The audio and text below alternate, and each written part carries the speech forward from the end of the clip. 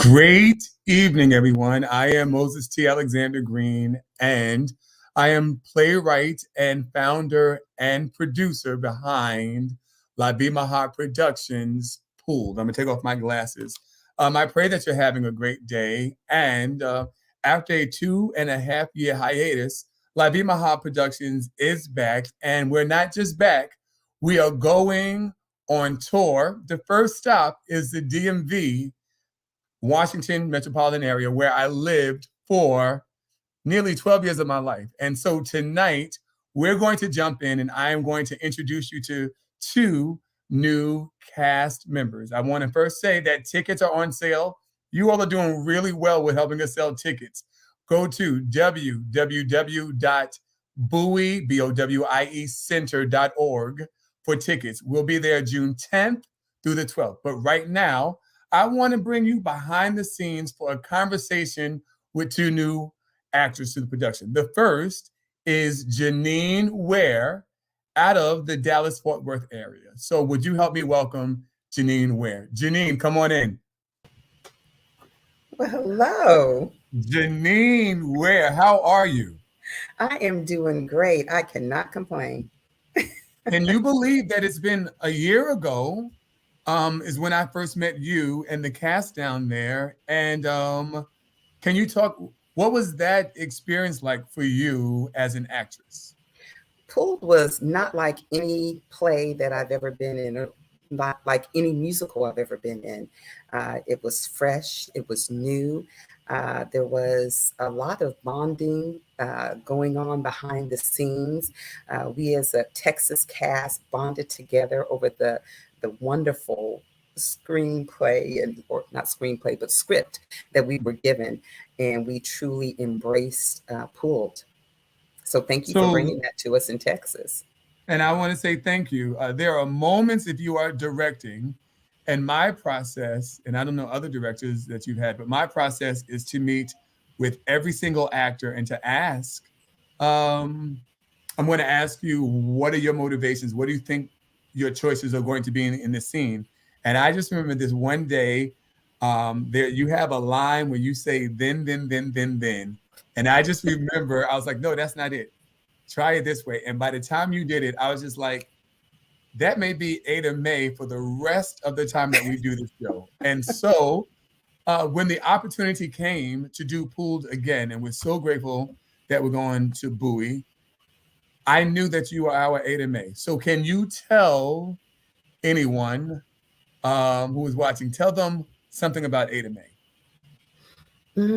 Ada May, as an actress, you have to embrace your character and develop a backstory. Ada May, she was a character that I envisioned because I've seen her in my life.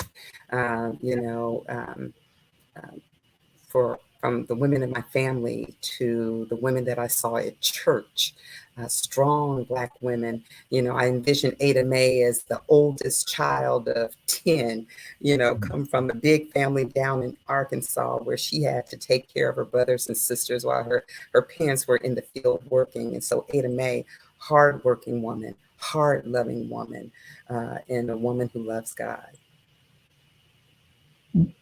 What are her flaws? I'm interested. Her flaws are, Ada May, her love language is not really with words. Her love language is taking care of people. She wants to take care of her sons, take care of her husbands. And even though there is this strained relationship with her daughter, she wants to take care of her daughter too. She wants her daughter to grow up to be strong, her daughter to be in a good place, because Ada May realizes that, hey, we're here today, gone tomorrow. And she wants her children to be in a better place than what she ever was. I agree with that choice and that interpretation as both the playwright and the director. This is my question for you. The role of religion and the role of a woman's place in society. Ada Mae is quite strict with the character we'll meet next, Thias. Yes. Where do you go as an actress to become that?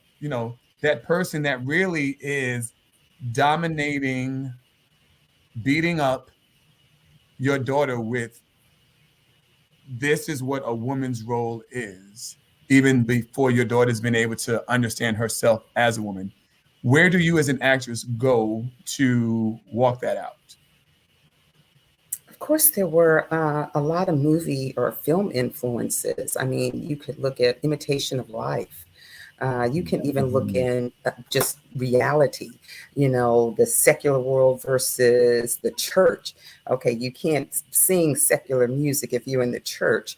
I had friends who were that I went to school with, very, very strict upbringing. I remember there was a time that when we were going to church, we had to wear our dresses and our stockings and our nice shoes and dress up. It wasn't always, okay, we're going to come up in jeans. Oh, no, no. Wearing pants. No, no, no. So there was a time that, even in our culture, Black history, where we were taught to put on our Sunday best, to always look presentable, always Yeah. look clean. A woman should be dressed as a woman. And that's the type of background that Ada Mae comes from. It's like, no, Thias, you can't wear tight, revealing clothes to church.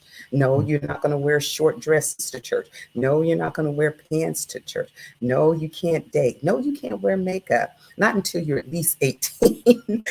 Yeah. So Ada Mae was very, very, very strict on with her daughter, because You she was just teaching what she was taught. you said it earlier, I'm a challenge. She loves her daughter. Does she love her sons more than she loves her daughter? Or like help me understand what's that dynamic of in the play, your daughter is not allowed to do too much of anything, not go to the mall, not have any after school activities. What is that love is the first question. And what is Ada Mae preparing Thias for from your interpretation of the script? Ada Mae loves her daughter, but if you ask any parent, they love each of their children equally, sometimes differently. Mm-hmm. With Ada Mae, it's like, oh my goodness, I don't want my baby hurt. She's overly protective of Thias, and her ultimate goal, which is what she was raised to believe, was a woman needs to be married.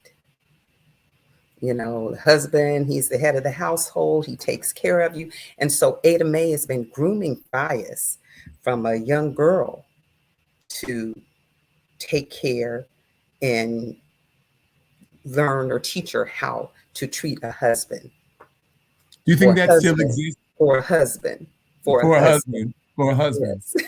Uh, do you think that that still exists in 2022? Oh, Mothers that definitely. have that approach to their daughters.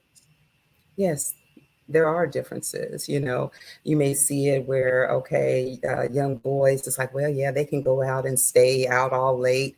But our young girls, you need to be in by curfew time. You need to call and let me know where you're going to be. I need to know who your friends are. You need to check in with me. Don't just disappear. I'm going to put a tracker on your cell phone.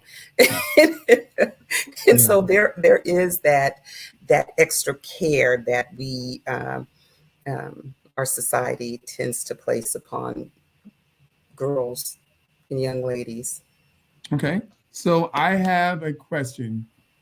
Favorite moment in the show for you? And it could Oh be a my scene that you're in and a scene that you're not in. Favorite moment. And then I'll ask a God. favorite moment for you when you're playing Ada Mae. But favorite moment in Pool, a gospel musical drama. Oh my gosh, there were so many. There was one that I thought was just really dynamic and powerful to me, and that was the interplay between Rusis and her brother. Uh, that was just so powerful to me. I really did love that. And then I always loved Lovey.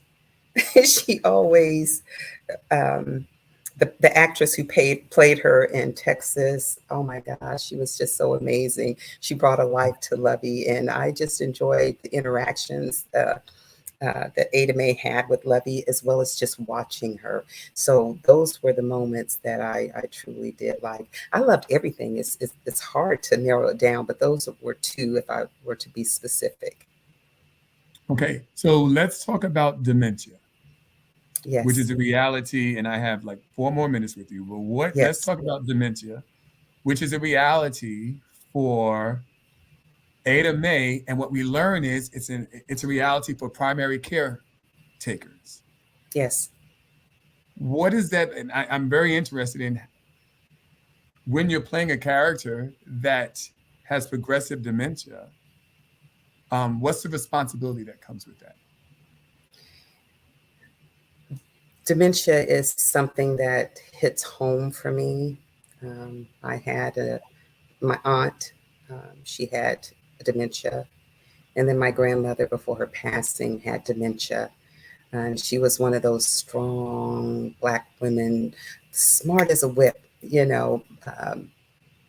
And then to see that progression from what she was to at a point not even recognizing who I was. She'd always have to ask, now Larry, who's my dad, now Larry, now whose babies are these? You know, Mm, and it's, yeah, it's difficult. It's yeah, difficult. it's difficult. So, what's the message? As a matter of fact, I want to do this to my producer. Can you bring in her daughter right now? I want to ask a question, and then we'll say goodbye. So, hey everyone, we are going to bring in Shannon Morrison, who plays Ada Mae's daughter, Thais. Come on in. Hey, how's Hey, everybody? Hey, how are you? I'm wonderful. How are you doing? Doing well. And so, Thias, I've asked Ada Mae some questions. I'm interested in you. From your interpretation of the script, do you feel that the restrictions of your mother are love? I think Thais knows that her mother loves her, but I think Thais struggles with how to interpret that love. Because as Janine said, Ada Mae is very strict, and I think Thais feels she wants to come out of her shell. I think she doesn't really know how, and she Mhm. struggles with feeling sheltered. She struggles with feeling bound up. She struggles with feeling misunderstood.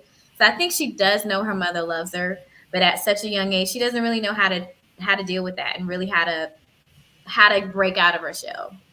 Okay, and one more question. What is the dementia like for Thias? And again, you have other brothers. You have Irvin, Marvin, Earl, Jake, and the twins, Albane and Amante. You have 6 brothers. What is Mhm. that like for you, being the only girl in your mother's growing dementia, being responsible for that? What is that like for you?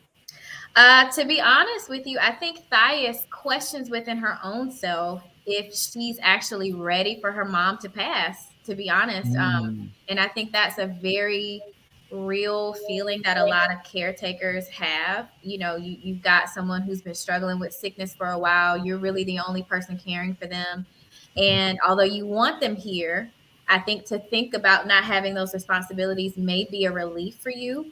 So I think she struggles with that, knowing that her mom, might pass any day now, knowing that she's been her only caretaker. She not only cares for her mother, but she cares for her brothers as well. yeah, Um, so I think that's something that she battles with. She loves her mom, but at the same time, she's like, you know what? I could experience some freedom, unfortunately, if my mom does pass. So yeah. she struggles with it. Thus the line, am I wrong Am I if I, wrong? if I want my mother to hurry up and die? Hurry Which, up and die. And yeah, yeah. and that's real. So producer, can you take me off and have them 2 by 2? Because I want them to say something. And this just came to me. Is there a way for that to happen?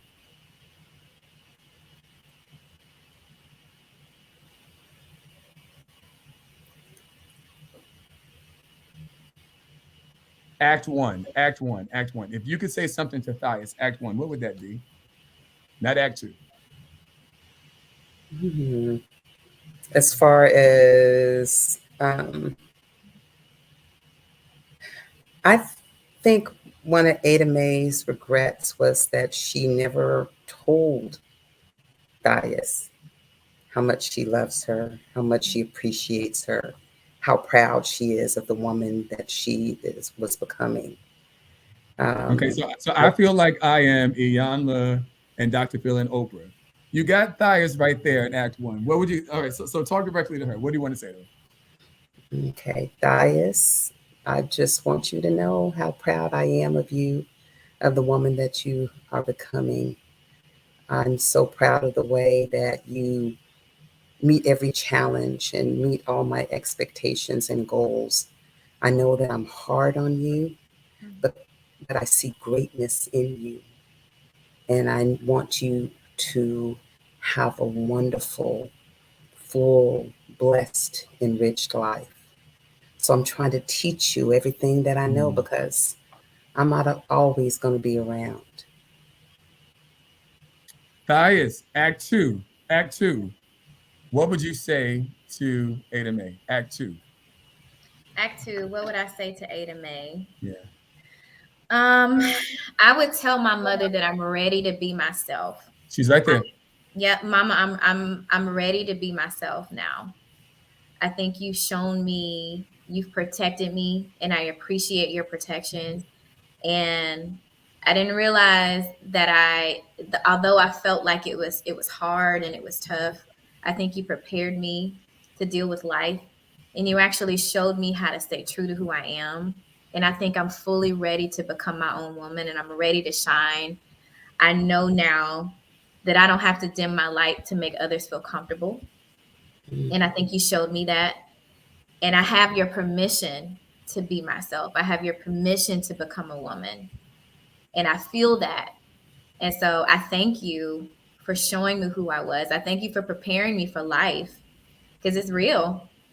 And I'm ready. I'm ready to grow into who God has called me to be and who you raised me to be. All right. So Ada Mae, Janine, we're going to come back to you. I'm going to jump straight into this conversation with Thias. Thank you, Janine. Thank you. Okay. So, hey, Shannon Hey, Morrison, how are you? I'm good. How are you? I'm doing well. So, our conversation about Thias was so impactful that I ran to my music director. Hey, Carolyn, we know that you're watching. And I said, we've got to create a song for Shannon. Might be like a minute and 37 seconds, but we've got to create this song for Shannon because your interpretation of Thias, um, you believe that it embodies some women that you've known. And so, Yeah. can you talk about what your approach is going to be to the character, even down to, I don't want to guide you too much, but when you talked about unfolding Mm-hmm. as a woman, can you talk about that, please? Yes, to be 100% honest, I see a lot of Thias in myself. I've grown up in the church, and I wasn't necessarily, my mother didn't really shelter me, but I think growing up in the church, being gifted, being talented, just being someone who had a light and someone who shined, I think a lot of times I felt pressure to behave a certain way, to act a certain way, to dress a certain way. And I think within Thias, she's really trying to discover who she is and she wants to blossom. She wants to come out of her shell. I think Thias, the way I interpret her, she's a physically beautiful woman. She's a young Mhm. woman. She's physically beautiful. And I think she's number one, been judged because of her physical beauty. And I think Mhm. that's something that we experience in the church. I think her mother tries to protect her. And in protecting her, it really comes across, and Thias's experience of that is just, it's way too hard. And as Janine said, her brothers get to enjoy all of this freedom, but Yeah. Thias is really protected, and I think what Thias does inwardly is she internalizes that as shame. She wants to come out of her Yeah. shell. She Yeah. wants to be who she is. She knows that she's physically beautiful. She knows that she's gifted. She knows she's talented. She knows that she has more to share. However, she internalizes what other people think of her. And I think there's a scene, I think it's in Act Two, when you know, one of the deacons has been sneaking and looking at her, and he's, you Yeah. know, Yeah. he's Yeah. attracted to her, and she's this young 20-year-old something woman, you Yeah. know, he's been sliding in the DMs, and she's Yeah. like, you know, Yeah. however, you know, Yeah. his wife and all of the other women actually judge her as opposed to, you know, judging this grown man. So, And so, so, so, so can we have the conversation that we had that day? yeah, let's talk about it. Okay, so let's talk about that. What do you think young, single women are going to identify? Because of our conversation, you opened my eyes to the number of married women, yes, who will look at a single woman knowing that their husband is lecherous, but blaming the other. Can you speak to that and how you're going to bring that to the role of Thais and the tension between you and one of the other characters? Can you speak to that? Yes, I think within this role, I think one of the things that I really want to explore is owning who you are. And that's one of the things that I had to do in my personal life. And I think that's why I'm so connected to who Thais is, because she really learns, especially in Act 2, to just own it. Like, this is who I am. I'm here. I'm me, you know, and you just don't have to accept it. And if you don't accept it, that's okay. But I'm not going to dim down my light. I'm not going to hide who I am to make other people feel comfortable. I'm not going to make myself small to make other people feel comfortable. And I think, you know, when it comes to women in the church specifically, and single women, and you know, dealing with married women, you know, it's not every man, you know, we're not saying that all, you know, that every married man is a dog and he's out here looking at other single women. We're not saying that. However, it happens. Yeah. And, you know, that's life. And I think that what I would want to convey to other single women who may have experienced some of those things is, you know, own who you are, and don't be afraid to shine. Don't be afraid to own your, you know, own your voice. Yeah. Call a man out, and you can do it gracefully, but call him out, you know, and own it, and just be like, this is who I am, and that's okay. Yeah. So let's talk about the project. All right. So the people, and now we got comments. I am so proud of you. That's my best friend. That's her best friend, and that's our stage manager. Hey. Hi, girl. So this is the question. Yes.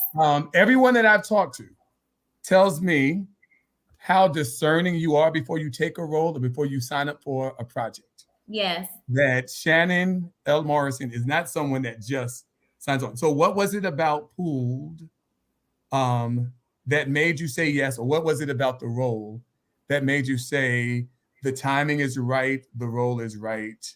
Yeah, can you talk to the audience about that? To be honest with you, I felt it the moment when we did the table read.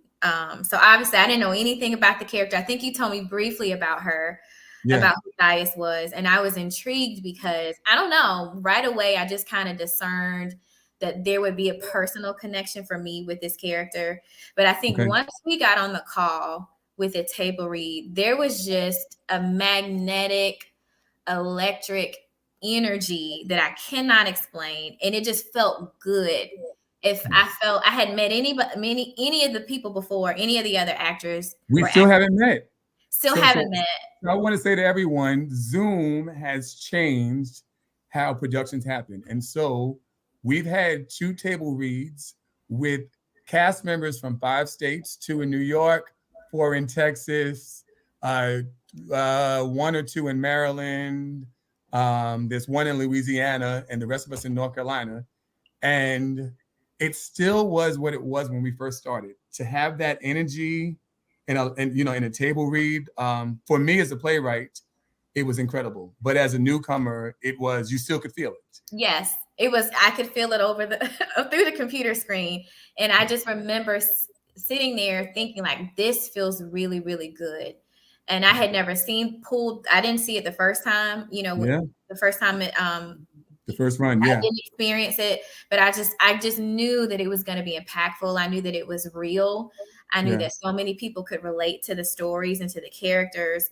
And I was just like, I just felt like this was just destiny. And so that's why I'm glad that I was able to just be a part of it. I'm just honored to be a part of it. And we are honored to have you. Producer, I'm going to be on time tonight. I have 5 minutes. Can you bring Janine back? And so I also want to say thank you to her best friend. I literally, hey Janine, I literally am saying, God, I need a Thias. God, I need a Thias. And your best friend posted a picture and said, I'm with my best friend. I was like, wait, I just asked Miranda if she'd be my stage manager. That's Thias right there. And so I text you, um, did we have rehearsal that night or were we going to have rehearsal? It was that night. I think It you was that sent night. me. Yep, it was through a Facebook message. Yes. Yeah. And I was just like, hey, it's happening now. And then she said yes. So I want to hear, what is your hope for the audience, Janine, as Ada Mae? What is your hope that the audience gets from Pool and you having shot it once? What's your hope for the audience? I hope that someone could learn from this, grow from this, heal from this, change from this, be saved from this. Pool is an experience. It will take you on an emotional roller coaster. It addresses so many different issues that we, as a race, kind of try to sweep under the rugs. I mean, mental health issues, colorism, um, Mm. sexual abuse, um, the strict upbringing, you know, the rigidity sometimes of unforgiving nature of maybe some church members who are more judgmental and harsh than what they need be. So there is something for everyone in Pooled. And if you would just attend, if you would just listen, you will be touched. Excellent. And I don't know what she left. Shannon, if you have a hope for the audience, what would that be? I think I echo what Janine said. My desire would be that people would experience healing. Um, as Janine said, I think there is a story that touches just about everybody. And I think that people need to still understand that although we may have gone through traumatic experiences, there's still hope in God. And God still heals, He still saves. And I pray that people's eyes are opened. I pray that their hearts are open to receive the healing that's available. Even though the pool of Bethesda is we know that's a story in the Bible, it's still very applicable to our lives today. And so I pray that someone can grasp a hold of that while they attend the show. You know what? Healing is here. Salvation is here. Deliverance is available. Let me jump in right now and grab it. So that's what I hope that people experience with the play. Well, I've got to say, when we come together in April, I think most of the time, I see Celeste says rehearsal was amazing. That's Grandma Doll. She says, looking forward to the pool. I don't know what it's going to be like when we come together in person. Wow. And we do the blocking and we do the read through and you get with Carolyn and we're doing the singing. But I will say that as a playwright and now as the director, I am honored, and we know that I'll use your word destiny. I know that it is destiny filled to have both of you as part of this cast. And I want to say thank you. And I can't wait till April until we're Yay. together. Yeah. And yeah, so thank you. And then I'm gonna say some closing. Oh, wait, I agree. Miranda says everyone will end up in the pool. Yeah. It's probably my favorite memory with the minute to go. My favorite memory, one of my favorite memories, is from the world premiere weekend. And a woman comes to my stage manager at the time, and the woman's got to be in her late 70s, early 80s. We have the photo, and she said, "Can I touch the water?"